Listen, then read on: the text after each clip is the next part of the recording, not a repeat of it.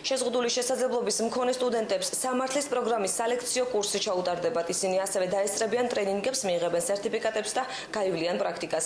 შშმ პირების პროფესიული დონის ასამაღლებლად დღეს სამმა ორგანიზაციამ მემორანდუმი გააფორმა. ორგანიზაციები აბროგაცია, იურიდიული და ფინანსური რეანიმაცია და შშმ პირების უფლებებისთვის იღებენ ვალდებულებას ურთიერთთანამშრომლობის დოკუმენტის ფარგლებში შეარჩიონ სტუდენტები, უფასოდ ჩაუტარონ სასწავლო კურსები, ასევე საჭიროების შემთხვევაში იზრუნონ მათ ადვოკატირებაზე.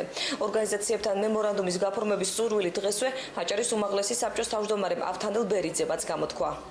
ხელ შეუწყობს სტუდენტების დასაქმებას, ისინი გაივლიან სამთვიან პრაქტიკას და შემდეგ პრაქტიკა გავლილი სტუდენტების მონაცემები გადაეცემა ჩვენს პარტნიორ დასაქმების სააგენტოს. ამ მემორანდუმით ჩვენი ორგანიზაცია შშმ პირების უფლებებისათვის ექსკლუზიურ სამართლებრივი დაცვის პარტნიორად იხდის იურიდიულ ფინანსურ რეანიმაციას.